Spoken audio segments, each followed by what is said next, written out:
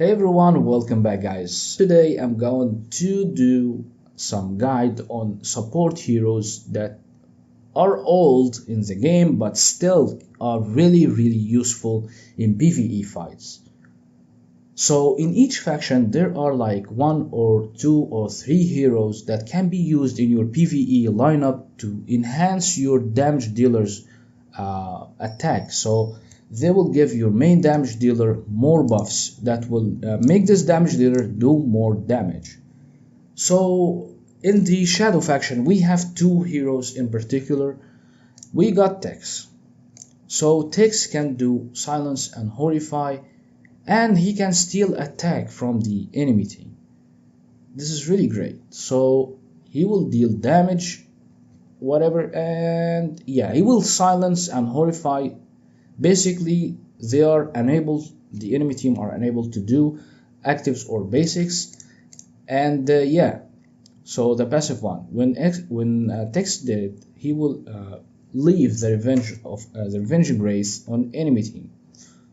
So when the round ends, he will deal damage 30% of the target's max HP. When the target is killed, he will deal even more damage. Okay, each damage dealt by revenge grace won't exceed to 500%.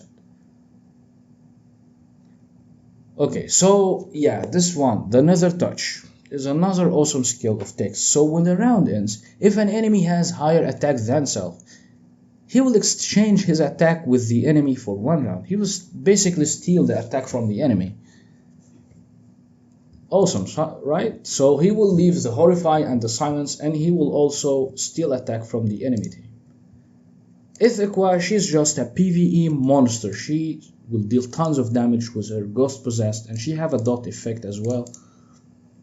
She can poison, she can bleed, and she can do tons of like damage over time skills. She will destroy the whole enemy team.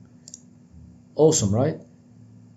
So Ithaqua can be used as a damage dealer or a support hero in PvE fights. But now, yeah, there is nobody here. Basically, you can use Holmes Young, but yeah, I'd rather not to. Now for the hero that no one really disagrees on, Ignis. The best hero in the freaking Abyss faction. So even a 9-star Ignis is really useful. Why is that? Because when she dies, she will heal the nearest ally, okay, whose lineup position in the forward slot takes priority. She will increase their health by 100% and increase the ally 100 energy and 100% control immunity. Awesome, right? So when she dies, she will give you 100% health, 100% control immunity, and she will give your energy 100. You are ready to unactive. This is why she is really awesome in PvE, even in PvP fights, but in PvE mostly, for that awesome skill of her. And also we got our boy Bloodthirsty, Blood Frenzy dude. He will basically do some dot damage over time effects, and he will steal the enemy's health or something. So when he's dead, he will bleed all enemies, so for 4 rounds, and grants all allies Blood Frenzy 3. So when hero granted with Blood Frenzy is attacked by the bled target, increases self attack by 12% for 3 rounds and restores self 60% of lost HP. So basically a Blood Frenzy, he will give attack and HP to the one who is wearing his skill, the Blood Frenzy one, and he will still inflict bleed. Awesome, right? And yeah, back in the day I would say Delacium as well for his yeah, he can replicate dot effects. So if you have like 2-3 Delaciums in broken spaces or PvE fights, he can increase your attack by a ton. So when a round ends, he will replicate 3 random dot damage over time or attribute reduction effects from 1 random enemy to other 2 random enemies. Awesome, right? So you can use like 3 Delaciums with someone like Tex or someone that can inflict bleed. I would think Ithaqua is the best because she can bleed and she can poison and she can do tons of dot effects. yeah, this guy is really great in PvE fights, especially in early games. So you can build like 1 or 2 Deliciums. People used to have like a Delicium army back in the day, like 6 Deliciums. He can do some destruction, but nowadays, yeah, we got better heroes, but he's still a really awesome guy to have. Now with the golden faction, the forest. So here we have some awesome heroes. The first one is Rogan. So where's his effect? When the battle starts, he will increase all allies 20 speed, 20% crit damage for 2 rounds. Assassins will enjoy double the bonuses. When the round also ends, he will increase all allies 20% of attack and 10% of crit for 2 rounds. Awesome, right? Who else? Olivia. So Olivia, she have some weird stuff. So Fairy's Guard. When heroes granted with Fairy's Guard are attacked by active skill or basic attack, Fairy's Guard will deal armor ignoring damage. So even if your enemy team have armor, so she will deal damage ignoring their armor, 300% of the guaranteed attack to the attacker, and restores the guarantee 150% of attack HP. And yeah, the golden skill, the shrink. So she will increase all the damage that shrunk targets received by 30%, while reduces all the damages they deal by 50%. Awesome, right? So she's really great with that shrink skill first. Yeah, who else? Yeah, the golden hero, Heart Watcher. So Heart Watcher is one of those heroes that you build to like a 10 star or something. So she can give you her Watcher mark. Basically, this is it. She's known for her Watcher mark. So the Watcher mark, targets inflicted with the Watcher mark will take an extra 45% damage when attacked. Combine that with Olivia's Shrink, 30% and 40%, that's 70%. 75% damage. Awesome, right? That's it. Heart Watcher, she's known for her Watcher mark, which basically, yeah, the targets inflicted with the Watcher mark will receive 45% damage. Great faction. So the main 2 heroes that you can use in your PvE lineup right now is Heart Watcher and Olivia. Maybe even Rogan. But I have a better hero here. Hold on to your pants. Drake. Here. Where is it? The defense down. Yeah, so when you have a 10-star Drake, you will have a defense down. So he will reduce the target 100% of armor. Basically, he will remove every protection on this enemy team, so your team can go and just kill everything. Damage reduction, 100% armor, 100% damage reduction, and 100% all damage reduction, and 100% block, and 100% dodge.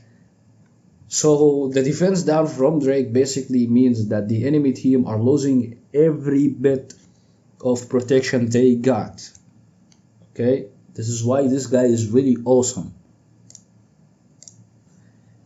And we also have Carry, so she have a mark and she can steal energy. So yeah, but I'll show you guys my in the light faction. Yeah, there is nobody except Gurk. If you are a late game, you using Gurk. Okay, so basically he will give like when he gives an active, yeah, he will restore HP. That's not important. He will increase your team with 25% of holy damage. 25% of holy damage is really huge. And his last skill as well, when he takes damage, he will increase 20% of holy damage as well, but just for himself. But basically when he gives an active, he will give your team 25% holy damage. This is really awesome in PvP, and especially in Star Expedition. Yeah, you can use Gurk or Heart Watcher in Star Expedition for extra damage if you have like an Aspen or someone that can deal tons of damage. Alright guys, so who else? I mean, the new hero can do some buffs, but I would still pick our boy Gurk here. She can do some, she can increase like holy damage by 12. She can decrease the enemy team speed by 15. And yeah, she can do some buffs, but I would still stick with Gurk here for some PvE fights. And now let me show you my PvE team. Alright, so this is my PvE team. Ideally, you would want your whole team with demon bells, like 5 demon bells on your heroes, and the main damage dealer should have an antler's cane. Because antler's cane, when a round ends, increases all damage dealt by done by the hero by 9%. So basically, with each round passes, your hero will deal 9% more damage, all damage dealt. I know my gear is like overkill, but I just want every bit of damage I can get, so that's why I'm running like 3-to-1 split, which basically will increase your attack by 21%. And I have attack crit stone with antler's cane.